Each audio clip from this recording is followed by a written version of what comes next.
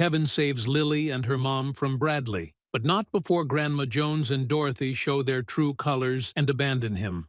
Bradley has a surprising change of heart and kneels down in front of Kevin, revealing that Kevin has revealed his true identity to him. Kevin lets Bradley go, but tasks Drake with keeping an eye on Jason Jones. Kevin visits a real estate agent to look for a new condo, but is dismissed as a construction worker. Lily and her new potential husband, Garrett Butcher, arrive, and Garrett is rude to Kevin. The real estate agent fawns over Garrett, and Kevin is left looking like an outsider. Will Kevin find a way to reclaim his rightful place, or will he continue to face humiliation and betrayal? When Rachel finished speaking, she looked over at Kevin and saw that he had just finished his call. "What do you know? Listen, I'm Lily's new boyfriend and Aunt Dorothy wants us to get married. So what do you say to that? Do you think you deserve her? Lily, how can you even be with a schmuck like this?" Rachel felt helpless. She never expected Lily to actually abandon Kevin. Then she thought to herself, maybe she still doesn't know who Kevin really is. Lily looked directly at Kevin and narrowed her eyes. My mother arranged it all. She still couldn't say no to her family. Hearing this, Rachel instantly understood and shook her head helplessly. Garrett didn't like Rachel's reaction at all. Lily, your friend seems to have already made up her mind about me. What have I done wrong? What are you still standing here for? This isn't a grocery store. Not everyone can just walk in here off the street. Well, what if I want to buy one of your properties? With what? Did Lily give you some of her money? Kevin almost laughed out loud when he heard that.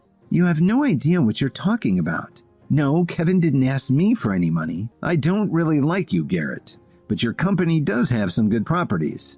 You know, I think I'll buy the best one of your listings. Since you're the manager here, you can probably answer this. Which one is the best? Wow, Aunt Dorothy said you're worthless, but you sure are good at bragging. Pointing at the beautiful tower, he said, This is the Corwin Tower. You've probably seen it going up a few blocks from here.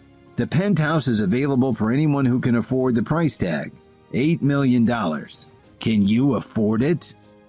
Kevin saw that Rachel was about to say something and he put his finger to his lips to ask her to be quiet. That's what I thought. This would be a good time for you to leave. Who said I can't afford it? Didn't you hear what I said? The penthouse costs $8 million. Kevin ignored him. He just took out a black card from his wallet and looked. Then he walked over and handed it to a different agent, the one who was standing near the reception desk. Wait. Garrett stopped her as she was about to go into the back room and swipe the card. Isn't this your first day at work? That's not the proper procedure. That's when the agent realized that Kevin's card didn't even have a name on it. I guess the only way to find out if my card is good is to swipe it. Just then, Garrett's phone rang.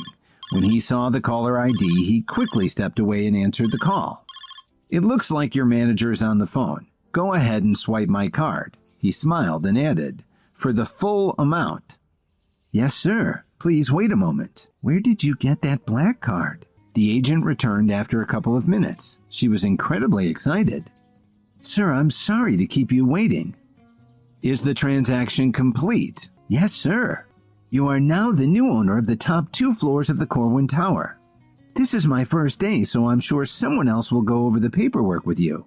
What did you just say? The rude agent, the one who had met Kevin earlier at the door, was shocked. Miss Moore, this gentleman has just bought the Corwin Tower penthouse, and he paid in full. The young woman could barely contain her excitement.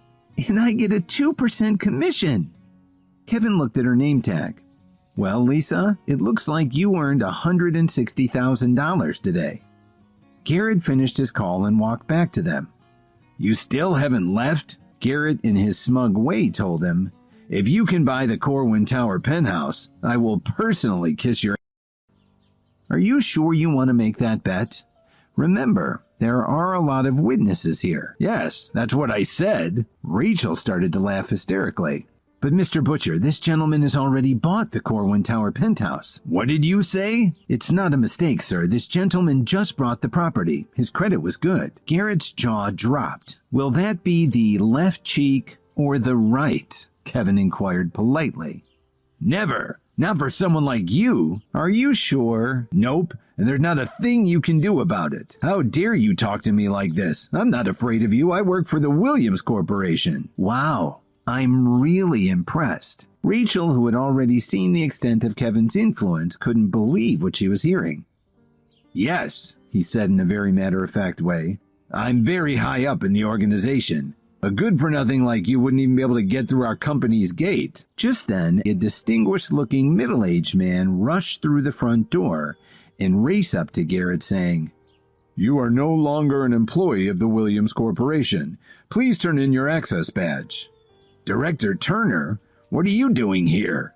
Garrett didn't understand why one of the Williams directors was in his office. "It's a good thing I came down here. I wouldn't know how you treat our customers." Lily, who thought that Turner was about to turn his wrath on Kevin, stepped between them and said, "Director Turner, please don't misunderstand. Kevin didn't deliberately cause any trouble here." Turner knew that Kevin liked to keep a low profile. When he noticed that his CEO was giving him a look that said, "Don't tell them who I am," he smiled kindly at Lily and told her, "Ma'am, that's not my intention at all. As a matter of fact, I want to apologize to this gentleman.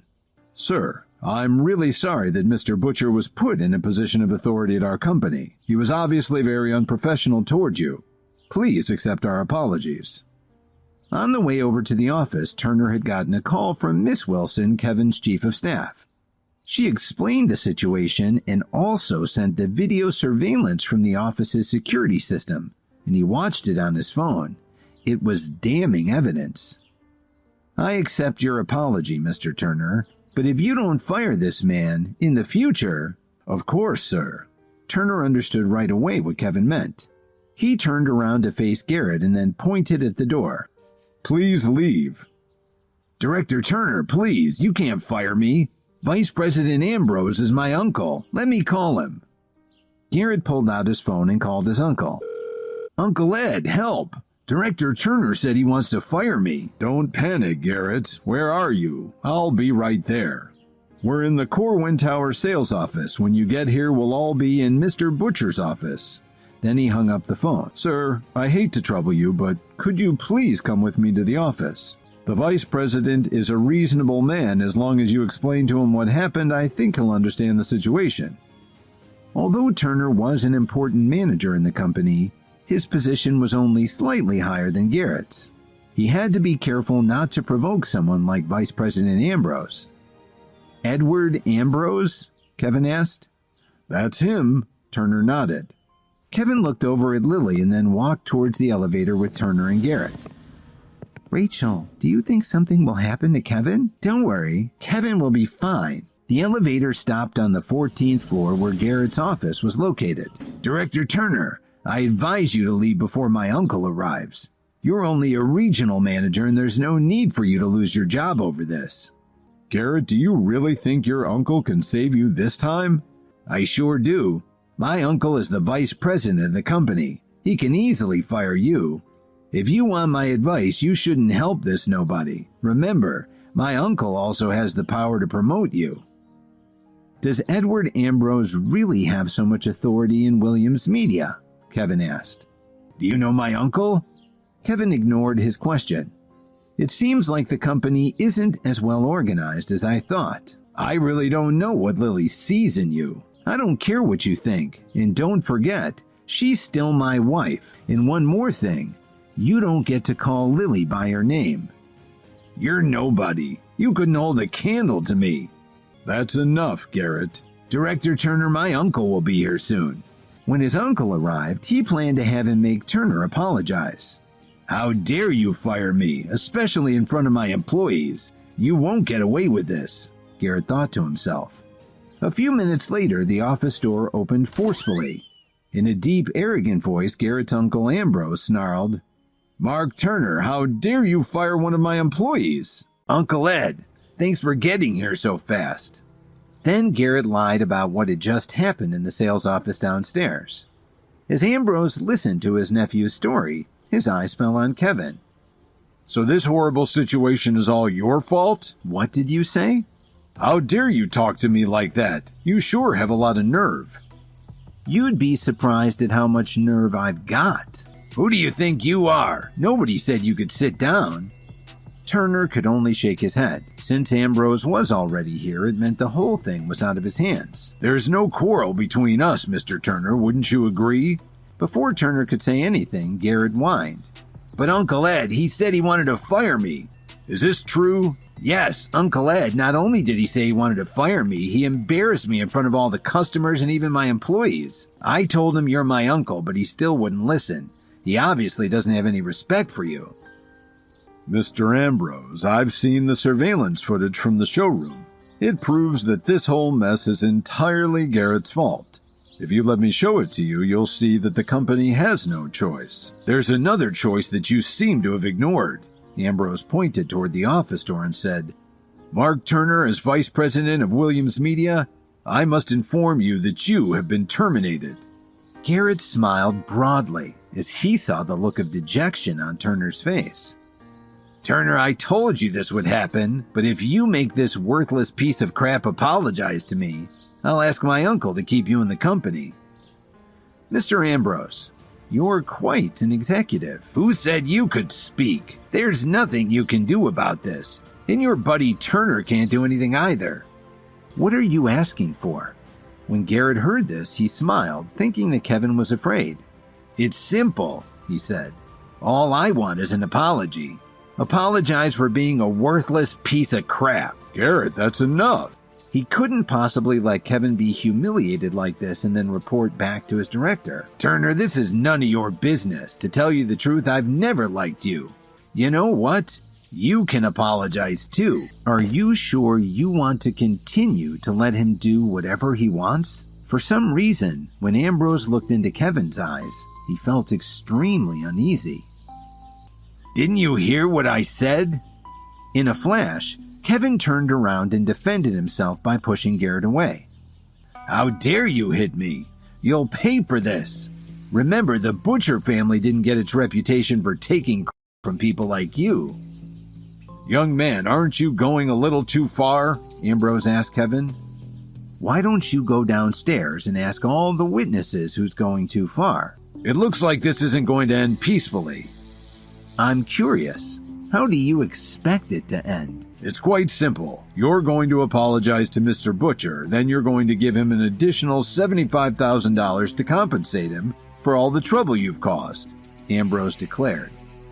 Turner opened his mouth to complain, but Ambrose slapped him on the cheek before he could say anything. You have no voice here. You are no longer a Williams employee. If you don't leave now, I'll call security and have you thrown out. Mr. Ambrose, do you always hit employees during company meetings? You know, HR frowns on this kind of behavior. If you can hit my nephew, then I can slap Turner. Now apologize and give my nephew his compensation. Otherwise, you won't like what happens next. Uncle, finish him off, Garrett shouted angrily. Then he took out his phone and made a call. Mr. Foster, where are you? Someone else is threatening to beat me up. Hurry up and bring some of your men to my office. After Garrett finished speaking, he hung up and turned to Kevin. Now you're going to get your legs broken. Well, you can try. Garrett made a fist and started to take a swing at Kevin. But before he could even hit him, Kevin gave him a hard slap in the face. Kevin was surprised at how hard he had hit Garrett. He was only going to give him a slap to bring him back to his senses, but he was feeling a lot stronger than usual. You shouldn't have done that. Did you like that? That's how you hit Turner just now. Turner stared at Kevin blankly. He was starting to see that there was more to Kevin than meets the eye. Ambrose made another call to Foster. Where are you? Get up to Garrett's office right away. So, it looks like you plan to beat me to death, Mr. Ambrose.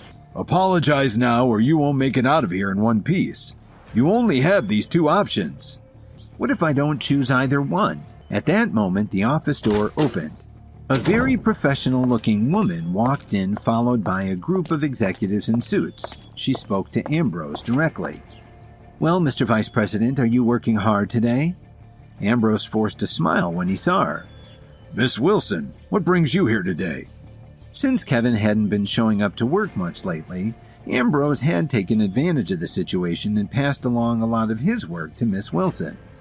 She didn't even look at Ambrose, but instead walked straight over to Kevin.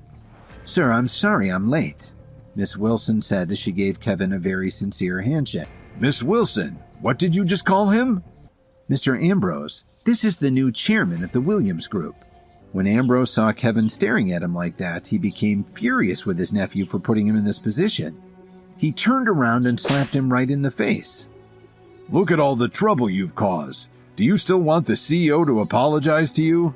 Sir, my nephew has made a serious error in judgment. His behavior is inexcusable. Please, let me handle this. Well, that takes care of Mr. Butcher. But Mr. Ambrose, I believe you made a few threats of your own. Suddenly, the office door was violently kicked open. A man walked in with a few stocky young men. Mr. Ambrose, why did you call us here in such a hurry? What are you doing here? Ambrose yelled. Sir, did I do something wrong? Why are you yelling at me? Who told you to kick the door open? And why did you bring so many men in here? Foster didn't know how to answer. He'd only rushed over because Ambrose's call sounded so urgent.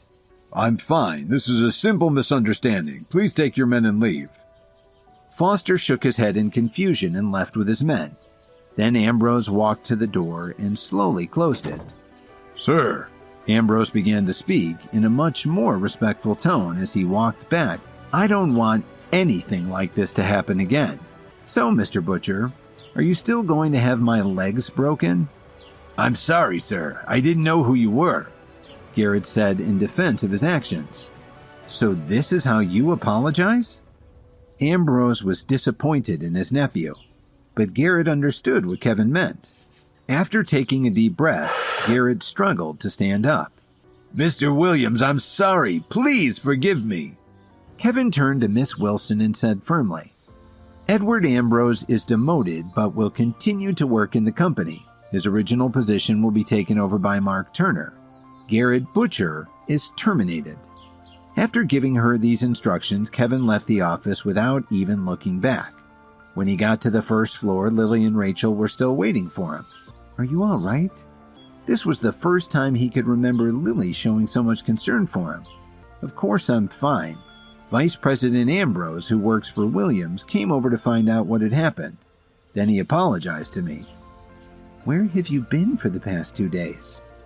I found a job, he explained. The salary is pretty good and it also provides food and lodging. That's pretty good. A smile suddenly appeared on Lily's face. At the same time, Lily felt a great sense of relief. She was starting to feel that Kevin was finally willing to make progress. Kevin, don't you plan to come home? She wasn't sure why she'd said this. They hadn't been getting along for a long time, but now, after being apart for just 2 days, she felt uneasy. Let's talk about it later. I've been a little busy lately. It's rare to have a boss who trusts me this much. He even asked me to come down here and buy a home for him. Lily didn't ask who it was. After all, there were a lot of rich people in Chicago. Why did you take my place as Bradley's hostage? Weren't you afraid?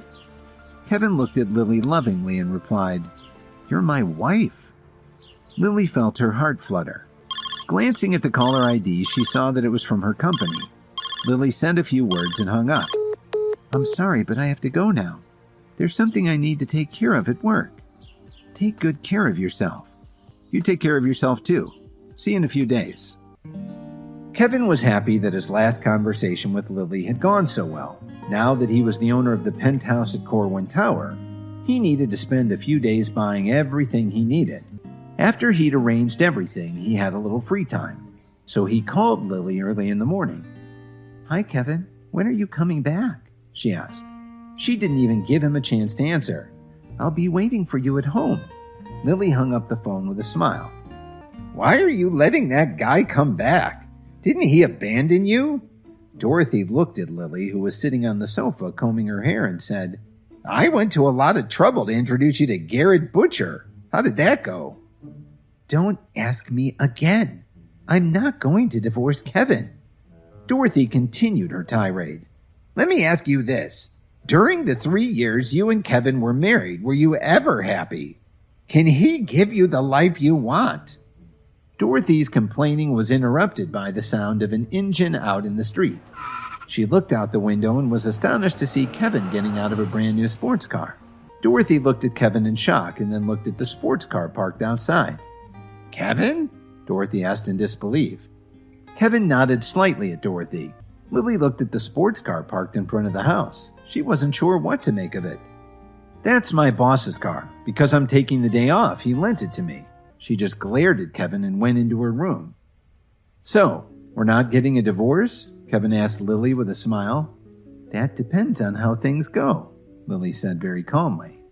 Kevin didn't say anything else. No matter what decision Lily ended up making, he would respect her wishes. When he thought about it, Lily had always put a lot of pressure on him. Lily looked over at Kevin a couple of times. For some reason, she was starting to blush. I'm going to head upstairs to rest. Kevin followed her upstairs. After he entered the bedroom, he saw how messy it was. It looks like no one has cleaned in a few days. He began tidying up. Dorothy walked in and saw Kevin cleaning like everything was back to normal. She angrily took out her phone and dialed Garrett's number. Aunt Dorothy, what do you want? His voice wasn't very warm. Dorothy didn't pay any attention to that and got straight to the point. Garrett, did you have a nice date with Lily? How are you guys getting along? Dorothy's tone was extremely gentle, as if Garrett had already become her son-in-law. Garrett sounded very anxious. Aunt Dorothy, I think Lily and Kevin are a match made in heaven. I don't want to come between them. This really surprised Dorothy. What are you talking about? Kevin's nobody compared to you. Aunt Dorothy, I'm absolutely serious. If you see Kevin again, please tell him I said hi. You can also tell him that I wish him and Lily many years of happiness. Dorothy looked at her phone with a confused expression on her face. Garrett, is there something wrong? No, Aunt Dorothy, there's nothing wrong. Nothing at all. I still have some work to do, so I have to get going. Bye. Then he immediately hung up the phone. Dorothy angrily threw her phone onto the bed. She really didn't understand what was going on with Garrett. She was certain that he had said that he was interested in Lily. Suddenly, there was a knock on the front door. Dorothy frowned slightly and walked over to answer it.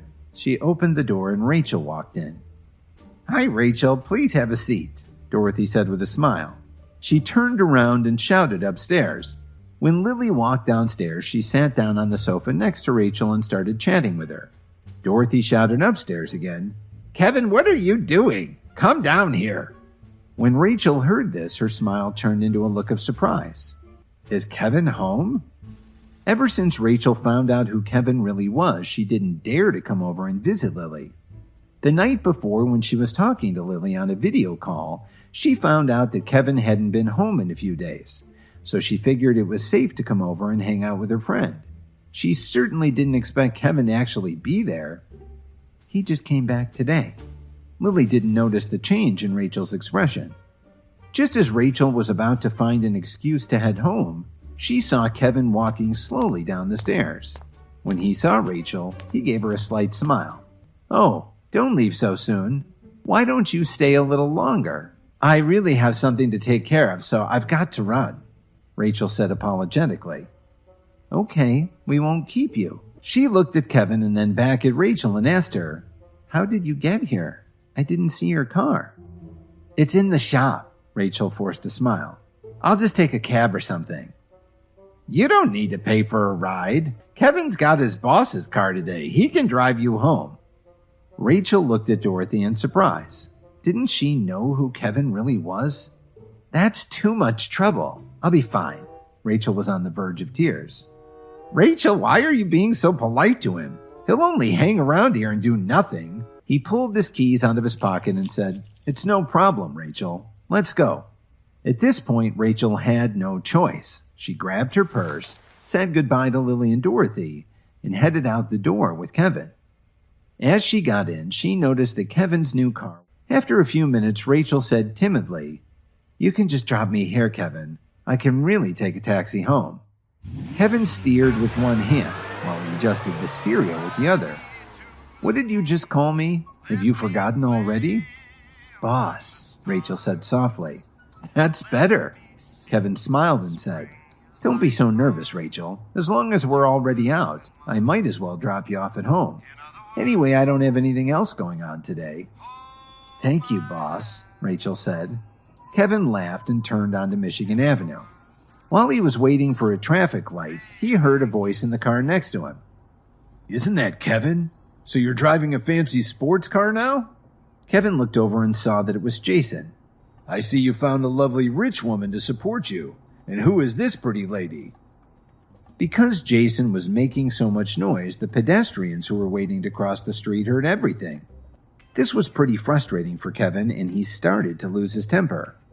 But Rachel, who had been sitting calmly in the front passenger seat, got even more angry than Kevin.